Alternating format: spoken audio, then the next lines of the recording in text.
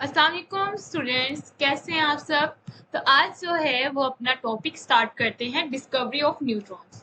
First हमने discovery of electron पढ़ा था, इसके बाद डिस्कवरी ऑफ प्रोटॉन पढ़ा था, फिर इसके बाद अब पढ़ेंगे हम डिस्कवरी ऑफ न्यूट्रॉन।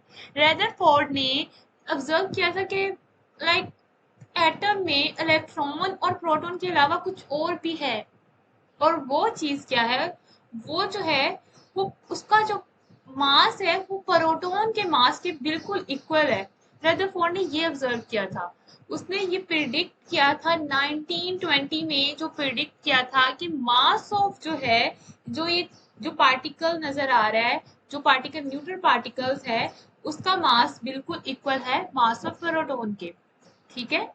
फिर इसके बाद 1932 में एक साइंटिस्ट था जिसका नाम चैडविक था। उसने न्यूट्रॉन को डिस्कवर किया।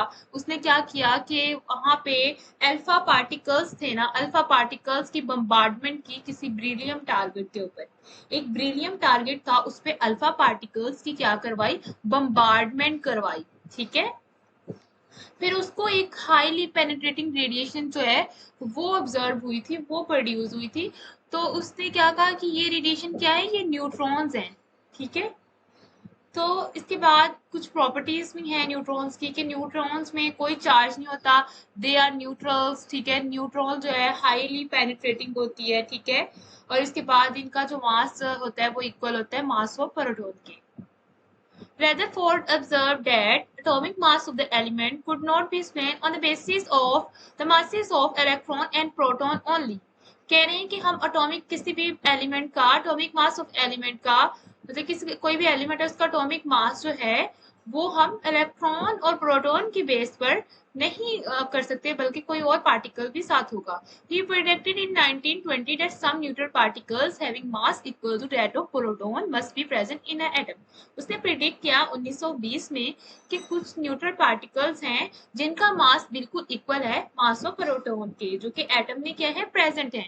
The scientist were in search of such neutral particles, और साइंटिस्ट भी फिर कुछ सर्च में आ गए कि न्यूट्रल पार्टिकल्स की तलाश में वो लग गए थे। इसके बाद फिर इवेंचुअली इन 1932 चैडबर्ग डिस्कवर न्यूट्रॉन। फिर उसके बाद जो था चैडबर्ग साइंटिस्ट था, उसने 1932 में न्यूट्रॉन को डिस्कवर किया था। When he bombarded alpha particles on a beryllium target, जब उसने क्या किया था, अल्फा पार्टिकल्स की बम्बार्डमेंट की थी beryllium टारगेट पर, he observed that highly penetrating radiation were produced। उसने ऑब्जर्व किया था कुछ हाईली पेनिट्रेटिंग रेडिएशन जो है वो प्रोड्यूस हो रही है, and these radiation were called neutron, और इन रेडिएशन को हमने न्यूट्रॉन कहा था।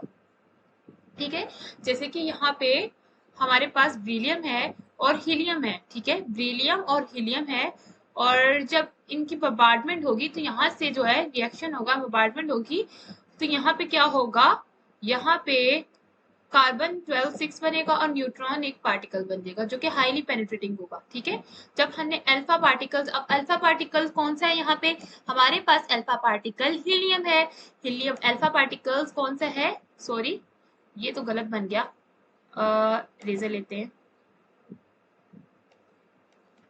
चलो रेजर ले नहीं हो रही तो, लेकिन ये क्या है, ये अल्फा पार्टिकल है। अल्फा पार्टिकल ने जब बेरिलियम के ऊपर टारगेट करेंगे तो ये क्या होगा, ये जो है कार्बन 12 6 बन जाएगा और साथ में न्यूट्रॉन का एक पार्टिकल बन जाएगा। अब property of neutrons are as follows है कि न्यूट्रॉन्स में कोई चार्ज नहीं होता, ये न्यूट्रल होते हैं, मतलब कि इसके ऊपर कोई चार्ज होगा, ना ही इसके ऊपर पॉजिटिव चार्ज होगा, ना ही इसके ऊपर नेगेटिव चार्ज होगा, बल्कि ये न्यूट्रल होगा। ठीक है। और दे आर हाईली पेनिट्रेटिंग, और ये हाईली पेनिट्रेटिंग हो गई। ठीक है। Most of this particles was nearly equal to the mass of proton. इसका जो मास होगा वो बिल्कुल इक्वल होगा मास ऑफ प्रोटॉन के। ठीक है।